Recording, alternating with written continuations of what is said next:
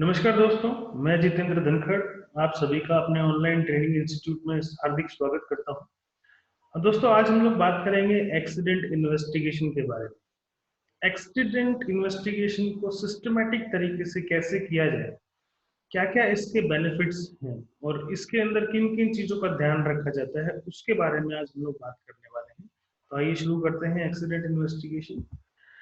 Accident investigation के गोल क्या है?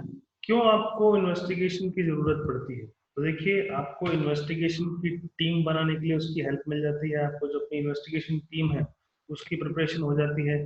आपकी जो इन्वेस्टिगेशन है, उसको कंडक्ट करने के लिए आपको ज़रूरत पड़ती है। क्वेश्चन आंसर किस तरीके से होंगे, क्या-क्या एक्सीडेंट्स को किस तरीके से देखा जाए, कौन-सा सेफ है, कौन-सा अनसेफ है, कौन-सा ट्रू है, कौन-सा फ़ॉल्स है, क्वेश्चन आंसर को भी हम लोग डिस्कस करेंगे मीटिंग के लास्ट में।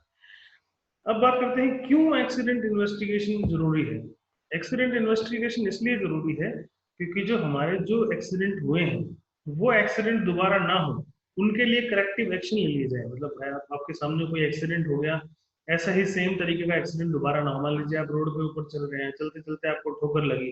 ठोकर लगने के बाद गिरेंगे नहीं आप संभल के चलेंगे, वो देख के चलेंगे आगे कि सेम एक्सीडेंट दोबारा आपके साथ ना हो। उसको बोलते हैं हम लोग corrective action. Control the cause. जब भी कभी कोई इंसिडेंट हुआ है या एक्सीडेंट हुए हैं, तो उनके जो कॉजेज है, जिनके कारणों की वजह से एक्सीडेंट्स हुए हैं, उनको रोका जा सके, उनको कंट्रोल किया जा सके। डॉक्यूमेंट्स बनाया जाता है। हर एक जो एक्सीडेंट्स होते हैं वो रिपोर्टेबल होते हैं, तो उनका रिपोर्ट बनाना जरूरी है। तो उनकी डॉक्यूमेंटेशन बहुत ज्यादा जरूरी है। एक लीगल लाइबिलिटीज भी होती है, लीगल रिक्वायरमेंट्स भी होती है बीओसीडब्ल्यू एक्ट की, कि आपको जितने भी एक्सीडेंट होते हैं उनका रिपोर्ट करना जरूरी है बीओसीडब्ल्यू को। तो बात करते हैं कौन इन्वेस्टिगेट करेगा कि एक्सीडेंट कैसे हुआ, कौन बताएगा कि दुर्घटनाओं के पीछे क्या क्या कारण थे। अगर माइनर केस है, छोटा कोई इंसिडेंट है, तो हम लोग सेफ्टी सुपरवाइजर, सेफ्टी ऑफिसर की मदद लेंगे। या आपसे सेफ्टी कमेटी जो मेंबर्स हैं, हम लोग जब प्रोजेक्ट की शुरुआत करते हैं तो एक सेफ्टी कमेटी बनाई जाती है, जिसके अंदर project incharge, safety officer, safety manager, अलग अलग प्लांट इंचार्ज, अलग अलग जो हेड्स होते हैं, mechanical heads, store head, admin incharge, इन सब चीजों को हम लोग शामिल करते हैं एक सेफ्टी कमेटी के अंदर। उस सेफ्टी कमेटी के सभी मेंबर्स को लेके हम लोग डिसाइड करते हैं कि माइनर एक्सीडेंट में क्या क्या चीज इन्वेस्टिगेट की जाए। अगर वही एक्सीडेंट मेजर हो, बहुत बड़ा एक्सीडेंट हो, तो सेफ्टी सुपरवाइजर, सेफ्टी का स्टाफ, सेफ्टी के कमेटी मेंबर्स, सेफ्टी मैनेजर्स, आपका प्रोडक्शन मैनेजर, आपका साइट इंचार्ज, प्रोजेक्ट इंचार्ज, आपके क्लाइंट, और कभी कभी एक्सटर्नल गवर्नमेंट एजेंसीज जो कि उस इंसिडेंट से आपको बेनिफिशियल क्लेम्स देने वाली हैं, या इन्वेस्टिगेशन करने के बाद में आपके खिलाफ कोई चार्जेस लगने वाले हैं या पेनल्टी लगाने वाली है, उसके लिए आपको गवर्नमेंट एजेंसीज की जरूरत पड़ती है। ऐसा तब होता है जब एक्सीडेंट जो है बहुत बड़ा हो, जब आपके साइट्स के ऊपर 10-12 लोगों की मौत हो जाए, या 5-6 लोगों की मौत हो जाए, या मीडिया के अंदर कोई चीज चली जाए, तो उसको हम लोग एक्सटर्नल और गवर्नमेंट एजेंसीज जो है उनके थ्रू इन्वेस्टिगेट किया जाता है। इन्वेस्टिगेटर्स जो क्वालिफिकेशन है, जो इन्वेस्टिगेशन को करेंगे, उनकी क्या क्या क्वालिफिकेशन हो सकती है। एक्सीडेंट को जो भी इन्वेस्टिगेट करेगा, उसको इन्वेस्टिगेशन की ट्रेनिंग लेना बहुत ज्यादा जरूरी है, कि उसने पहले ट्रेनिंग ली हुई होगी किस तरीके से इन्वेस्टिगेशन करते हैं, क्या क्या प्रोसेस है, क्या क्या प्रोसीजर रहेंगे। वो समझेगा उसकी इम्पोर्टेंस की, इन्वेस्टिगेशन की इम्पोर्टेंस क्या है। जब वो समझ सकता है तभी आदमी कोई डिसीजन दे सकता है। एबिलिटीज क्या है, कम्युनिकेशन की डिटेल। अब जो आपके सामने जो एक्सीडेंट हुआ है, आप उसको किसी के सामने कम्युनिकेट कर पाए, उसको किसी के सामने बता पाए, उस तरीके की एबिलिटी आपके अंदर होनी चाहिए, तभी आप किसी भी एक्सीडेंट को इन्वेस्टिगेशन कर सकते हैं। When to investigate. इन्वेस्टिगेशन कब करेंगे? किसी भी एक्सीडेंट के तुरंत बाद हम लोगों को उसका इंसिडेंट का इन्वेस्टिगेशन करना बहुत ज्यादा जरूरी है। उसके बाद में उनके जितने भी विटनेसेस हैं, क्योंकि अगर हम लोग तभी नहीं करेंगे तो जो विटनेसेस हैं उनकी जो मेमोरीज हैं वो फेड होना शुरू हो जाएंगी, उनको याद रहना जो है वो खत्म हो जाएगा। हम लोग जो खाना खाते हैं, रात को खाना खाए, सुबह हमें याद नहीं रहता है। तो इस तरीके का हमारा जो ह्यूमन बिहेवियर है, ह्यूमन नेचर है, इमीडिएटली अगर आपके साथ कुछ हुआ है तो इमीडिएटली आप उसको बता सकते हैं। मान लीजिए आप इस ट्रेडिंग सेशन को ले रहे हैं, 10 मिनट के बाद मैं आपसे कुछ पूछूंगा तो आपको याद रहेगी। यही चीजें मैं आपके पास 1 घंटे के बाद पूछूंगा तो आपके पास 70% आपको याद रहेगा। यही चीज आपके पास 1 दिन के बाद पूछूंगा तो आपको वो जो लेवल है 50% हो जाएगा। उसके बाद मैं आपको 1 महीने के बाद पूछूंगा तो आपको 10% याद रहेगा। तो इसलिए एक्सीडेंट को इमीडिएटली जब भी एक्सीडेंट हुआ है तो उसके बाद में आपको जरूरी है आपके जो विटनेसेस हैं उनकी मेमोरीज को सही रखने के लिए वो अपने जो इक्विपमेंट और जो एविडेंस आपने इकट्ठे किए हैं वो सही तरीके से हो और उन पे कोई छेड़छाड़ ना हो, इसलिए इमीडिएट उसको करना जरूरी है। जब भी कभी कोई एक्सीडेंट होता है, कोई बड़ा एक्सीडेंट होता है, तो कई कंपनियां एक्सीडेंट को छुपाने की कोशिश करते हैं, तो उस टाइम पे जो कुछ इक्विपमेंट होते हैं, कुछ क्लूज जो होते हैं, उनके साथ छेड़छाड़ की जाती है। वो छेड़छाड़ ना हो, इसलिए आपका इमीडिएट जो असिस्टेंस है, इमीडिएट जो इन्वेस्टिगेशन है, बहुत ज्यादा जरूरी है। तो हमारा प्राइम जो रिस्पॉन्सिबिलिटी है वो क्या है कि आपका जो अगर इन्वेस्टिगेशन करेंगे किसी भी एक्सीडेंट को तो तुरंत खत्म कर दिया जाए, इस तरीके से कि वो बहुत जल्दी आपको खत्म कर दिया जाए ताकि उसके अंदर कोई छेड़छाड़ ना हो उसकी। अब बात करेंगे इन्वेस्टिगेशन किट क्या क्या होती है। आपको किसी भी एक्सीडेंट को इन्वेस्टिगेट करने के लिए किस किस तरीके की चीजें चाहिए। तो हम लोग कैमरा यूज करेंगे, कैमरे के अंदर हम लोग वीडियो रिकॉर्डिंग कर सकते हैं, हम लोग पिक्चर्स कैप्चर कर सकते हैं, आपकी जो रिपोर्ट फॉर्म्स हैं, आपकी जो चेकलिस्ट हैं, आपके पेन पेपर आपके साथ में रहना चाहिए ताकि आप इंपॉर्टेंट चीजों की नोट्स बना सकें। आपका जो एरिया है उसमें कोई छेड़छाड़ ना हो, कोई और आदमी अनऑथराइज्ड आदमी उसके अंदर एंट्री ना कर सके, इसलिए हम लोग एरिया को बैरिकेड कर देंगे, क्वेश्चन टेप लगा देंगे उसको। आपको फ्लैश लाइट्स चाहिए, अगर नाइट में कोई इंसिडेंट हुआ तो उसके लिए आपको फ्लैश लाइट्स भी चाहिए। इसके साथ में आपको मेजरिंग टेप चाहिए कि कितने एरिया में इंसिडेंट का सीवियरिटी था, कितने एरिया में एक्सीडेंट को हुआ है, जहां पे आप फ्यूज आप ढूंढ सकते हैं। उसके बाद में आपको टेप रिकॉर्डर चाहिए, जितने भी आपके विटनेसेस हैं उनकी स्टेटमेंट को रिकॉर्ड करने के लिए, क्योंकि जो स्टेटमेंट है वो जिस तरीके से हमने बताया कि आज आप किसी से पूछेंगे तो आपको कुछ स्टेटमेंट मिलेगी, आप 10 दिन बाद किसी से पूछेंगे तो कुछ स्टेटमेंट मिलेगी।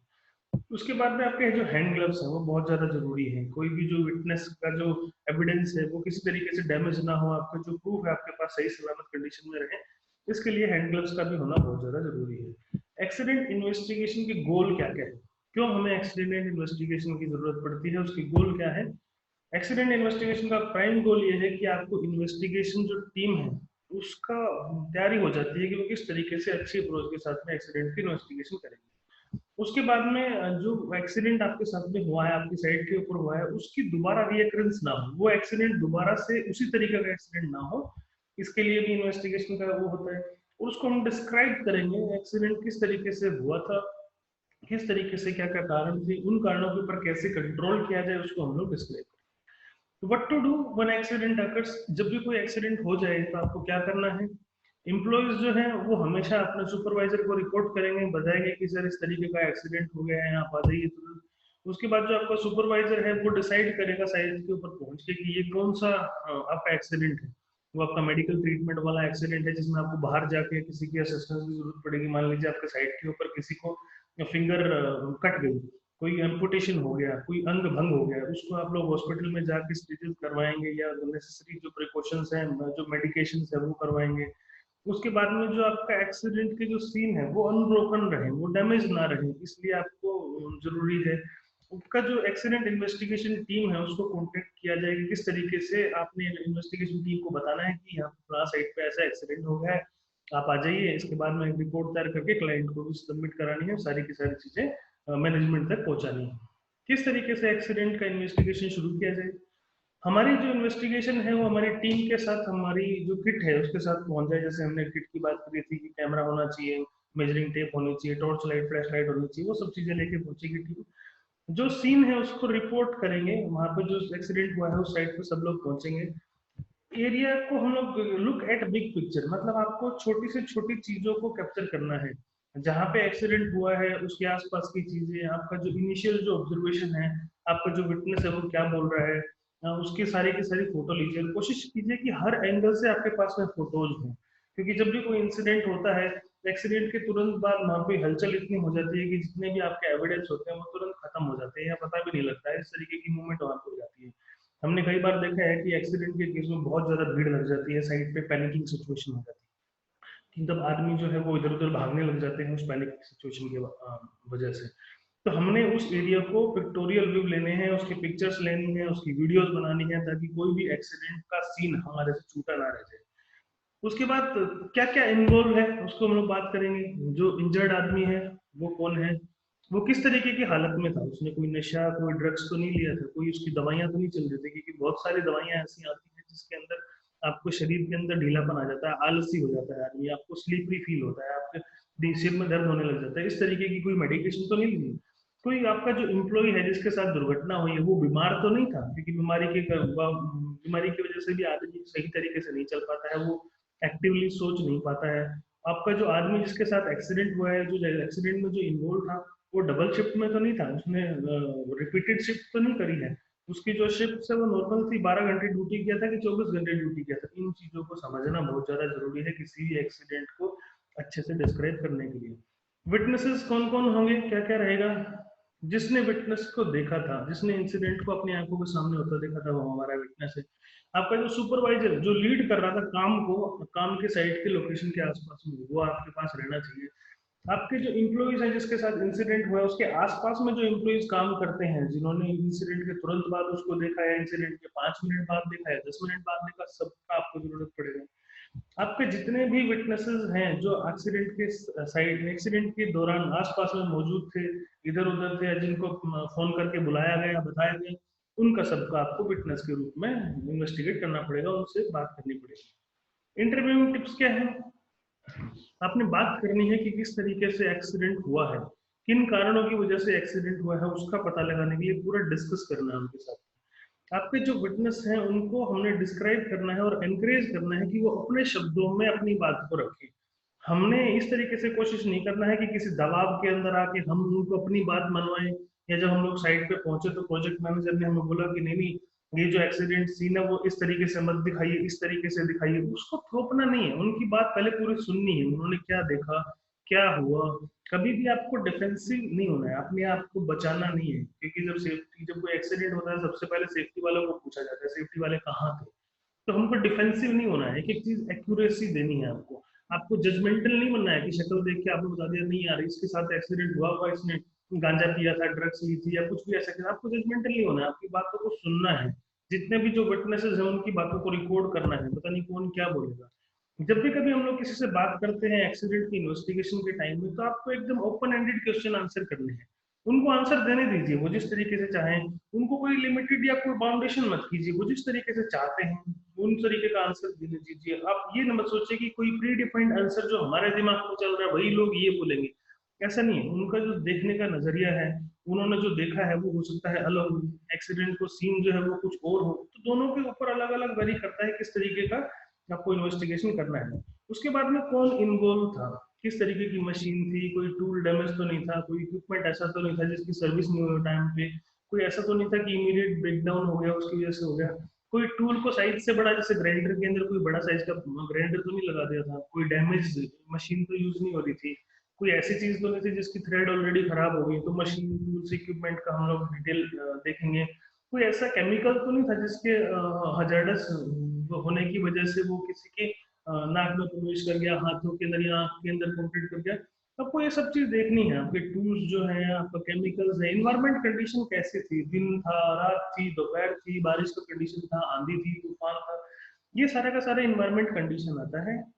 जब भी कभी आप एक्सीडेंट की केस को आप डिसाइड करेंगे, डिस्कस करेंगे, आपको जब आपको इन्वेस्टिगेट करेंगे, तो इन्वायरमेंट कंडीशन भी बहुत इंपॉर्टेंट रोल प्ले करती है। उसके बाद में प्रोडक्शन का शेड्यूल क्या था, आदमी की जो शिफ्ट है वो किस तरीके से थी, आदमी डे शिफ्ट में था कि नाइट शिफ्ट में था, मॉर्निंग शिफ्ट में था कि जनरल शिफ्ट में था। आपका जो प्रोडक्शन शिफ्ट कैसा है, आपके पास कोई प्रोडक्शन लोड तो नहीं है, ऐसा तो नहीं था कि आपको टारगेट बेस बनाने के लिए दिया गया था काम, आपसे बहुत ज्यादा काम लिया जा रहा था, आप स्लीपरी फील कर रहे थे, आप सोने के लिए कोशिश कर रहे थे लेकिन आप सो नहीं पा रहे थे, इस वजह से तो दुर्घटना नहीं हुई है। हर एक पहलू को आपने परखना है, हर एक पहलू को आपने देखना है। टाइम ऑफ एक्सीडेंट भी उतना ही इंपॉर्टेंट है जितना कि बाकी सारी चीजें। किस टाइम पे एक्सीडेंट हुआ था, सुबह शाम दोपहर, एक एक घंटा एक एक मिनट आपके लिए बहुत कीमती है, तो डेट और टाइम एकदम डिफाइंड होना चाहिए, जो शिफ्ट है वो डिफाइंड होनी चाहिए। ऐसा है कोई इम्प्लॉय तो नहीं था जो कि छुट्टी से आया था, या कोई ऐसा तो इम्प्लॉय नहीं था जो घर से ड्रिंक करके आया था, इस तरीके की आप सबको जितनी बातें हैं वो टाइम वगैरह आपको देखना है। उसके बाद में इंसिडेंट की लोकेशन क्या थी, लोकेशन भी एक प्राइम गवाह होता है, लोकेशन भी एक प्राइम विटनेस होता है हर एक चीज के अंदर। वर्क एरिया कैसा था, क्लीन था या टाइडी था या अन हाउस कीपिंग थी, इस तरीके से पुअर हाउस कीपिंग थी, ये आपको लोकेशन के ऊपर जाके देखना है। आपको लोकेशन के आस पास ऊपर नीचे दाएं बाएं सब जगह पे देखना है, कहीं कोई आपको क्लू तो नहीं मिल रहा है, कोई आपको ऐसा सबूत तो नहीं मिल रहा है जो आपके लिए अच्छा हो सकता है। उसके बाद ऑफ साइट एड्रेस क्या है? ऑफ साइट एड्रेस का मतलब आपको ऐसा तो नहीं आपकी साइट के आसपास में आपको सराउंडिंग की वजह से कोई इंसिडेंट हुआ है, खराब एनवायरनमेंट की वजह से कोई इंसिडेंट हुआ है, वो सब चीजें आपको लोकेशन पे जाके देखनी पड़ेंगी। उसके बाद में जो आदमी जिसके साथ एक्सीडेंट हुआ है वो अपनी नॉर्मल ड्यूटीज कर रहा था कि प्रेशर में ड्यूटीज कर रहा था, वो किसी घर की कोई परेशानी की वजह से तो बीमार नहीं था या किसी सोच में तो नहीं था, उसकी वजह से आपको पूरी की पूरी चीजें आपको लोकेशन पे जाके सब चीज जब चेक करेंगे तो हमारे को पता लग जाएगी। उसके बाद इंसिडेंट में एक्टिविटीज क्या क्या हुई, आपका motion conducted at the time of accident incident, जिस टाइम पे कोई एक्सीडेंट हुआ था उसका मोशन आपने देखना। मान लीजिए हम लोग बात करें जैसे हम लोग क्रिकेट मैच देखते हैं, कोई आदमी आउट हुआ है तो नो बॉल थी या राइट बॉल थी, डेड बॉल थी, या आपका जो आदमी है वो रन आउट हो गया था, वो लाइन पे पहुंचा था, वो मोशंस वो बोलते हैं उनको। जब एक्सीडेंट हुआ तो क्या सीक्वेंस बने उस टाइम पे, आदमी ने कहाँ तक लाइन टच किया था, कहाँ तक आदमी दूरी बना कर रखी थी मेंटेनेंस टूल से इक्विपमेंट से, किस तरीके से आदमी उस मोशन में, वो मोशन किस तरीके से क्रिएट हुआ उसको जानना बहुत ज्यादा जरूरी है। किस मोशन की वजह से एक्सीडेंट हुआ, वो जो मोशन था वो ऐसा तो नहीं था कि बार बार उसके साथ ऐसा हो रहा है, उसको एक एक्सीडेंट जो होने वाला था उसके साथ में उसको बार बार ऐसा कुछ करना पड़ रहा है, वो अभी आपने देखना है। उसके बाद में आपको जो मटेरियल जो वो हैंडल कर रहा है, किस तरीके का मटेरियल हैंडल करना है, उस मटेरियल में कोई खतरा तो नहीं है, वो मटेरियल डैमेज तो नहीं है, वो मटेरियल को हैंडल करने का तरीका किस तरीके से था, तो ये इंसिडेंट की एक्टिविटीज के अंदर आएगा, हमने उसको देखना है। इंसिडेंट की डिस्क्रिप्शन क्या क्या होंगी, डिटेल देनी पड़ेगी हमें, जिससे कि जो पढ़ने वाले हैं, जो एक्सीडेंट जो हुआ है, इंसिडेंट जो हुआ, उसको पढ़ने वालों को पता लग सके कि क्लियर पिक्चर क्या थी कि इन कारणों की वजह से एक्सीडेंट हुआ था। स्पेसिफाई कीजिए कौन से बॉडी पार्ट में दुर्घटना हुई है, उंगली कटी है या हाथ टूटा है या रिब्स टूटी है, पैर टूटा है, सिर फटा है, आंख में चोट लगी है, वो सारे के सारे जो बॉडी पार्ट जो डैमेज हुए हैं या जो अफेक्ट हुए हैं वो उसको क्लियरली डिफाइन करना है। उसके बाद में जो मोशंस है, जैसे हमने बात करी थी कि किस टाइम पे आदमी कैसे काम कर रहा था, उस मोशंस को देखना बहुत ज्यादा जरूरी है। आदमी जो एक्सीडेंट हुआ उस टाइम पे किस तरीके का काम कर रहा था, और ड्यूरिंग और आफ्टर एक्सीडेंट किस तरीके से बिहेव किया, इसके लिए मैं एक अलग से वीडियो बनाऊंगा जो मोशंस के ऊपर डिपेंड करेगी। जो एक्सीडेंट जो होता है उसको रीपिक्चराइज किया जाता है। मान लीजिए आपके साथ कोई एक्सीडेंट हो गया, किसी आदमी को चोट लग गई, कोई आदमी किसी गाड़ी की चपेट में आ गया, तो वैसा ही सीन क्रिएट करके देखा जाता है कि क्या क्या कारण रहे हैं, जिससे कि उस आदमी की या एक्सीडेंट की गलती का पता लग जाए। तो उसके लिए केस स्टडी बनाना पड़ता है कि केस स्टडी कैसे हुआ, किस तरीके से आदमी दुर्घटना का शिकार हो गया, उसके लिए मैं अलग से वीडियो बनाऊंगा जिसमें आपको एक्सप्लेन हो जाएगी कि स्पेसिफिक मोशन क्या है एक्सीडेंट के दौरान। उसके बाद कैजुअल फैक्टर्स क्या है, try to not accept single cause theory. आपने किसी ने आपको बोल दिया नहीं नहीं ये आदमी ने पिए हुआ था या मशीन डैमेज थी, 10 दिन से मशीन खराब थी, एक तथ्य पे कभी भी काम नहीं करना है, आपको सबकी बातें सुननी है। और जितने भी कॉजेज हैं जो कि एक्सीडेंट के लिए जिम्मेवार हैं उन सबको ध्यान देना है, सबको पहचानना है। मेन कोज क्या थे जिनकी वजह से दुर्घटना हुई है, और लेस इंपॉर्टेंट कोज, ये प्राइमरी और सेकेंडरी जो कोजेस थे जो कारण थे उनको आपने ध्यान से देखना है, उसके हिसाब से फिर आपने समझना है। उसके बाद फिर करेक्टिव एक्शन क्या क्या लिए। करेक्टिव एक्शन में दो तरीके के करेक्टिव एक्शन होते हैं, एक तो होता है इमीडिएट करेक्टिव एक्शन, होता है प्रिवेंटिव एक्शन, एक होता है आफ्टर जो एक्सीडेंट हो जाए उसके बाद क्या क्या प्रिवेंटिव या रिएक्टिव या करेक्टिव एक्शन होगा। तो जो करेक्टिव एक्शन है वो एक्सीडेंट दोबारा ना हो उसके लिए आपने क्या करेक्टिव एक्शन लिए हैं उसको हम देखेंगे।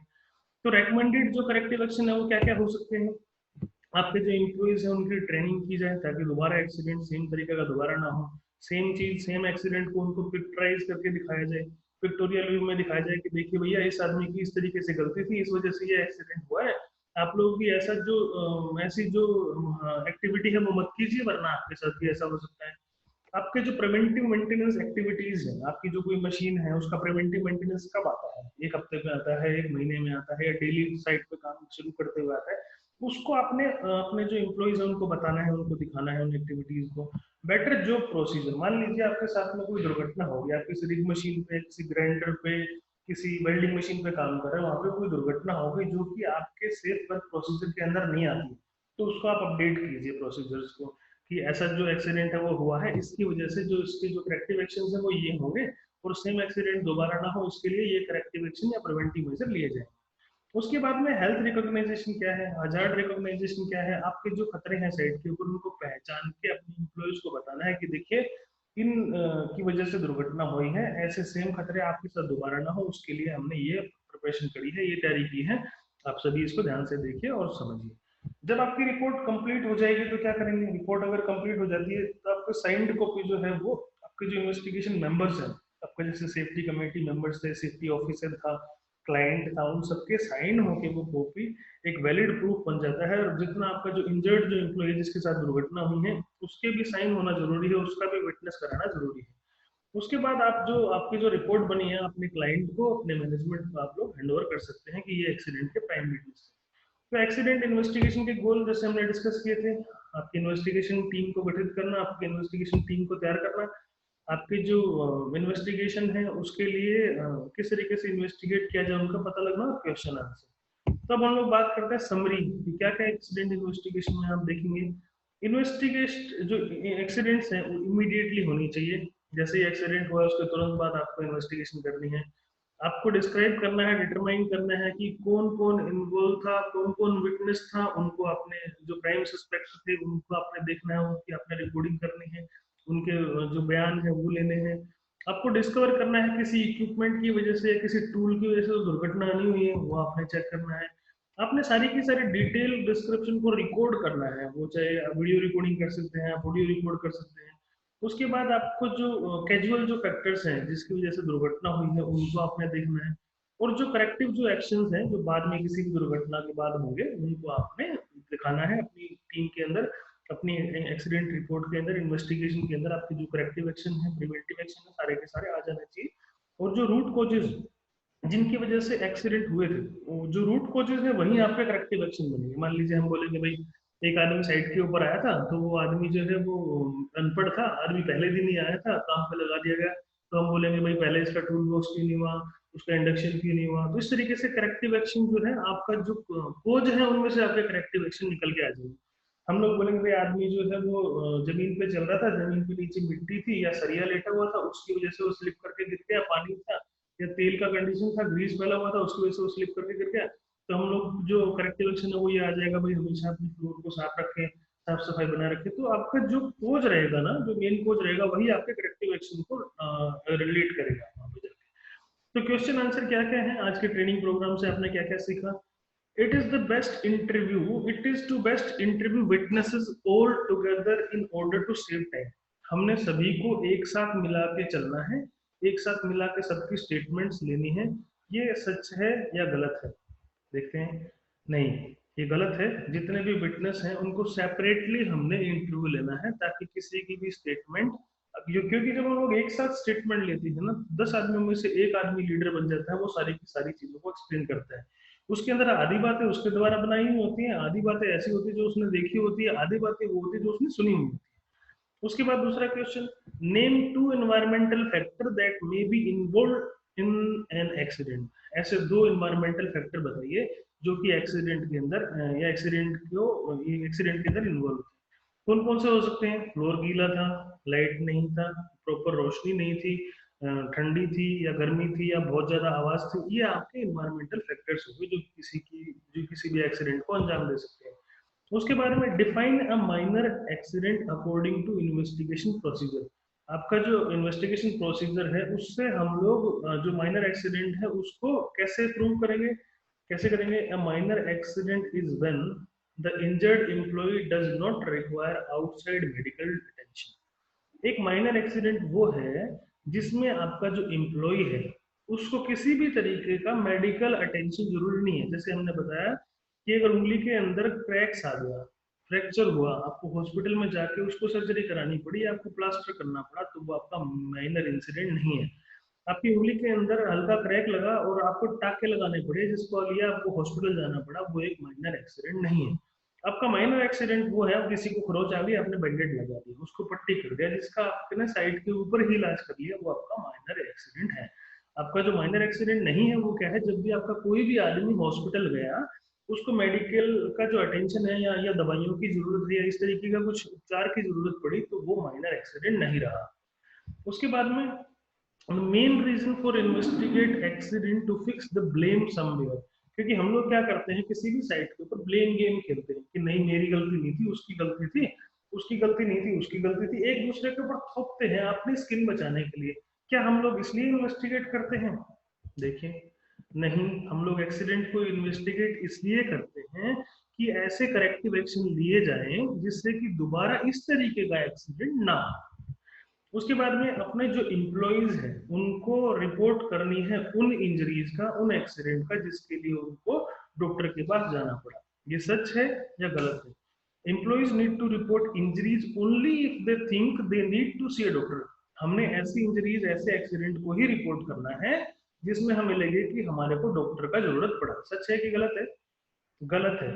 एम्प्लॉय जितने भी हैं उनको छोटे से छोटा एक्सीडेंट, एक नियर मिस एक्सीडेंट, चाहे वो कितना भी छोटा हो, ऑल इंसिडेंट, ऑल इंजरी, सबकी सब रिपोर्ट करनी है अपने सुपरवाइजर को, अपनी मैनेजमेंट को, जिससे कि सेम एक्सीडेंट को दोबारा होने से बचाया जा सके। उसके बाद में जितने भी आपके जो एक्सीडेंट सीन है, एक जो आपकी टीम है वो क्या क्या लेके जाएगी वहां पे, एक्सीडेंट की जो सीन पे कौन कौन आदमी किस तरीके से जाएगा, क्या क्या लेके जाएगा? सबसे पहले इन्वेस्टिगेशन किट आपके पास में होना जरूरी है।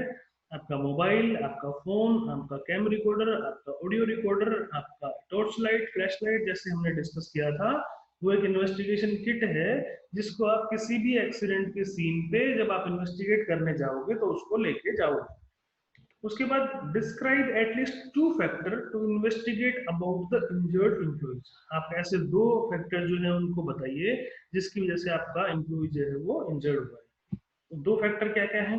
आपका आदमी जो है उसने ड्रग्स ली थी, दारू पी हुई थी, कोई कोई दवाई तो नहीं लिया हुआ था, पहले से बीमार तो नहीं था, थका तो हुआ नहीं था एक्स्ट्रा शिफ्ट की वजह से, और उसकी आईसाइट तो कमजोर नहीं है, ऐसा तो नहीं हुआ कि अंधेरे में उसको ना दिखाई दिया। तो ये कुछ फैक्टर्स हो गए जिनको इंजर्ड जो आदमी है उसको हम लोग इन्वेस्टिगेट करने में पता लग जाएगा। How could the time of the accident to be consider a contributing factor? आपका जो टाइम है वो एक्सीडेंट के अंदर कितना इंपॉर्टेंट रोल प्ले करता है और क्यों करता है, देखते हैं। अर्ली मॉर्निंग जो एक्सीडेंट होते हैं वो टायर्डनेस की वजह से होते हैं, या उस टाइम पे आपका जो आदमी है उसको नींद आई हुई रहती है, वो सोने की कोशिश करता है लेकिन सो नहीं पाता है, थके होने की वजह से सुबह सुबह एक्सीडेंट हो जाते हैं, नींद की वजह से सुबह सुबह एक्सीडेंट हो जाते हैं। कितने सारे एक्सीडेंट, रोड एक्सीडेंट नींद की वजह से हुए हैं, आप सबको पता है। लेट आफ्टरनून एक्सीडेंट किस लिए होते हैं? जब भी कभी लेट आफ्टरनून एक्सीडेंट होते हैं उनका मतलब होता है कि आदमी जो पूरा दिन काम कर रहा था उसकी वजह से थका हुआ था, पूरे दिन की जो थकावट थी उसकी वजह से दुर्घटना होगी, वो संभाल नहीं पाया अपने को। तो टाइम जो है वो एक्सीडेंट के केस में इस तरीके से इंपॉर्टेंट रोल प्ले करता है। उसके बाद में describe the journal accident location is adequate for the report. ये ट्रू और फॉल्स? तो जर्नल जो एक्सीडेंट लोकेशन है वो करना चाहिए इसके लिए, या सही है नहीं है? तो ये फॉल्स है। The report requires very specific detail of the location of the accident. जब भी कभी आप एक्सीडेंट के सीन को आप इन्वेस्टिगेट करेंगे तो आपको लोकेशन डालना बहुत ज्यादा जरूरी है कि कौन सी लोकेशन थी, कौन सी लोकेशन पे एक्सीडेंट हुआ था। मान लीजिए आपका पीयर नंबर 244 था, पीयर नंबर 101 था, आपको वो चीजें एक्यूरेट स्पेसिफिक डालना जरूरी है ताकि कोई भी आदमी उस रिपोर्ट को जब भी पढ़े तो उसको सारी चीजें क्लियर हो जाएगी। उसके बाद में आपको डिस्क्राइब के 2 फैक्टर डिस्क्राइब कीजिए जिससे जब इन्वेस्टिगेशन करेंगे आपका जो इक्विपमेंट है वो किस तरीके से इन्वॉल्व था उसका पता लग जाए। उसमें क्या क्या हो सकता है? इक्विपमेंट ठीक से काम नहीं कर रहा था, आदमी की ट्रेनिंग नहीं हुई थी, आदमी का स्किल लेवल कैसा था, आदमी अनस्किल्ड तो नहीं था, आपका जो जब काम चल रहा था वहां पर सुपरविजन था कैसे था। तो ये कुछ एक पॉइंट्स हैं, ये कुछ एक क्वेश्चन आंसर हैं जिनको आप लोग अपनी एक्सीडेंट इन्वेस्टिगेशन के अंदर यूज कर सकते हैं। ये सारे के सारे कुछ पॉइंट्स है। इसके बाद जब भी कभी आपका एक्सीडेंट होता है, आपका जो वर्क परमिट है उसके अंदर लिखा जाता है कि इस टाइम पे ये एक्सीडेंट हो गया था, इसकी वजह से हमने काम को कैंसिल कर दिया, वर्क परमिट को कैंसिल कर दिया और काम को बंद करा दिया। जब भी कभी एक्सीडेंट होता है, जिस दिन भी एक्सीडेंट होता है उस दिन का वर्क परमिट, उस दिन का टूल बॉक्स, उस दिन का इंडक्शन पेपर, उस दिन की सारे के सारे चेकलिस्ट, आपको हर एक चीज साइट के ऊपर अवेलेबल करानी है एक्सीडेंट की इन्वेस्टिगेशन के दौरान। जब भी कभी आपका एक्सीडेंट होगा आपके चेकलिस्ट के अंदर साफ साफ लगा जाएगा कि आपका एक्सीडेंट क्यों हुआ। आपने चेकलिस्ट के अंदर साइन करेंगे ये चीजें थी, चेकलिस्ट के अंदर कंप्लीट करेंगे, अगर ये एक्सीडेंट हुआ इसकी वजह से हुआ तो चेकलिस्ट के अंदर आपने क्यों नहीं लिखा, तो वो अगर आप नहीं करेंगे तो आपके ऊपर बात आ जाएगी। दोस्तों जब भी कभी कोई एक्सीडेंट होता है ना उसको आपका डॉक्यूमेंट जो है ना तभी आपको बचा सकता है जब आपका डॉक्यूमेंट रेडी हो, आपका डेली का टूल बॉक्स हो, आपका ट्रेनिंग के आपके एविडेंस, आपका इंडक्शन का रिपोर्ट, इंडक्शन का पूरा रिपोर्ट, पूरा का पूरा साचा, आपका जो वर्क परमिट है वो, ये सारी की सारी जो चीजें हैं वो एक्सीडेंट इन्वेस्टिगेशन के अंदर बहुत ज्यादा रोल प्ले कराती हैं। कोई भी जब एक्सीडेंट होगा तो मैनेजमेंट आपसे ये चीजें जरूर मांगेगी, तो आपका जो डॉक्यूमेंटेशन है वो डेली का डॉक्यूमेंटेशन जैसे tool box, work permit, checklist, सारी की सारी चीजें होनी चाहिए। आप डेली चीज, अगर आप डेली काम करवाते हैं साइट के ऊपर या कोई एक्सीडेंट हो जाता है तो इन सारी चीजों को आप रेडी कर लीजिए पहले ही। और एक्सीडेंट में कभी भी डील नहीं बरतनी है, कभी भी देर नहीं बरतनी है कि नहीं यार कल रिपोर्ट जमा करानी है, 24 घंटे का टाइम है, 48 घंटे का टाइम बाद में दे देंगे। हम लोगों को इमीडिएटली एक्सीडेंट को रिपोर्ट करना होता है, ये चीजों को ध्यान रखिए। तो ये मेरी तरफ से आज का सेशन था। आशा करता हूँ आपको ये वीडियो पसंद आई होगी। अगर आपको वीडियो अच्छी लगे तो उसको लाइक कीजिए, शेयर कीजिए, सब्सक्राइब कीजिए। मेरी तरफ से आज के लिए इतना ही। Thank you so much. जय हिंद, जय भारत।